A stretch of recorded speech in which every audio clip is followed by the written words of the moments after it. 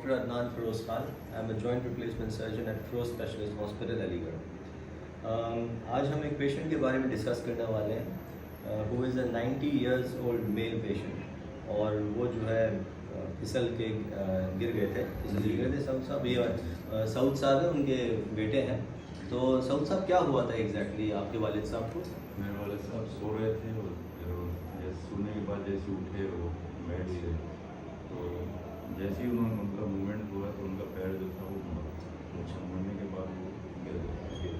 तो गिरने के बाद उनके हिप में चोट लगी थी. वो चल भी नहीं पा रहे थे शायद उसके बाद. चल भी नहीं पा रहे और काफ़ी पेनफुल था. काफ़ी पेनफुल था. तो उसके बाद आपने क्या करा? आपने क्या सोचा उसके बाद? कहीं ले जाने की सोचा या डायरेक्टली फिरोज हॉस्पिटल आए या कुछ ऐसा जहन में कुछ था आपके कि मेडिकल कॉलेज ले जाएं या दिल्ली ले जाएं या क्या किस तरह से? उसमें ये था कि जब सुबह हुई मैंने देखा तो चल नहीं पा रहे थे. उन्होंने बताया तो मैंने कहा चलते हैं आसपास जो हॉस्पिटल भी होगा जी. मैं फिरोज लिया. मैं आपको बताना चाहता हूँ कि इनके वालिद साहब जो है 90 इयर्स के हैं. 90 साल के पेशेंट ये जो हिप फ्रैक्चर्स होता है यूजुअली 60 और 90 के बीच में ही होता है.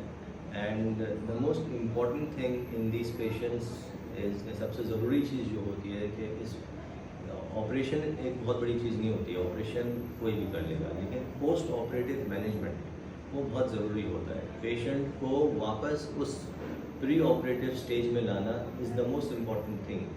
तो ये पूरा एक मैनेजमेंट का पार्ट होता है. पूरा हॉस्पिटल का मैनेजमेंट इन्वॉल्व होता है.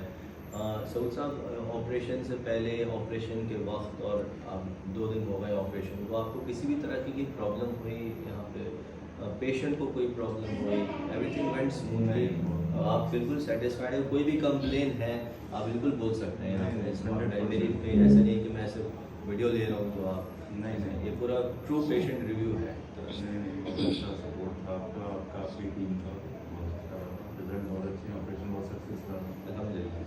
आगे भी इंशाल्लाह जल्दी से इसमें बहुत ज़रूरी ये होता है कि जब भी एल्डरली पेशेंट्स में ऑपरेट करते हैं उनमें मोबिलाइजेशन बहुत जल्दी कर देना चाहिए.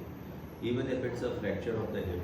अगर हिप फ्रैक्चर की सर्जरी अच्छी गई है, ऑपरेशन अच्छा गया है, तो डे 2 से मैं मोबिलाइज़ कर लेता हूँ पेशेंट्स को कि कॉम्प्लिकेशंस जो होती हैं जैसे क्लॉट्स बन गए बॉडी में या एम्बोलिज्म वाले कॉम्प्लिकेशंस होते हैं वो बहुत कम होती हैं. The criteria is the surgery should go fine and mobilization should be at the earliest possible date. और प्लस ब्लड थिनर्स भी ज़रूरी होते हैं पोस्ट ऑफ डे 1 के बाद. इनका जो हिप था वो ये फ्रैक्चर हो गया था. जैसे कि आप देख रहे हैं, ये बहुत ही अनडिस्प्लेस्ड फ्रैक्चर था जिसको अगर बहुत और से नहीं देखा जाए इस फ्रैक्चर को तो बहुत से लोग इसको बेड रेस्ट में दे देंगे. लेकिन बेड रेस्ट में प्रॉब्लम ये होगी कि the patient will be lying there for around 6 weeks और 1.5 महीने बाद पता चलेगा अभी तक हील नहीं हुआ और फिर ऑपरेट करने ले जाएंगे. तो इस फ्रैक्चर को बहुत बारीकी से देखना पड़ा था हम लोगों को और it was a complete fracture. जब हमने थोड़ा सा व्यूज़ चेंज करे एक्सरे के और हम जैसे ही हमने देखा फ्रैक्चर है तो हमने उसी दिन ऑपरेशन के लिए पोस्ट कर लिया है. क्योंकि any patient between 60 to 90 years day 1 में सर्जरी करनी चाहिए if they are no comorbidities present. So Saud साहब, you are completely satisfied with the service.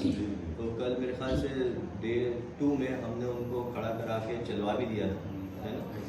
Exercise physiotherapist is doing his job nicely. कोई ऐसी प्रॉब्लम है नहीं. तो आज इनका 3rd डे है, 3rd डे 4th डे है? आज 4th डे है आज ऑपरेशन को और आज हम इनको डिस्चार्ज करने वाले हैं. The patient is walking with the help of a walker right now और इंशाल्लाह जैसे पहले कंडीशन में थे अप्रॉक्सीमेटली 1.5 महीने बाद हो सकता है थिंग्स गो मोर स्मूथली. 2 हफ्ते या 3 हफ्ते बाद will be back to normal. कोई और अगर साहब कोई पेशेंट आपसे कोई पूछे या अगर यही सेम प्रॉब्लम्स या किसी कोई भी ऑर्थोपेडिक पॉइंट ऑफ व्यू से आप किसी पेशेंट को रिकमेंड करेंगे इस हॉस्पिटल को? कोई ऐसे इशू, कोई complaints? Thank you so much sir. शुक्रिया.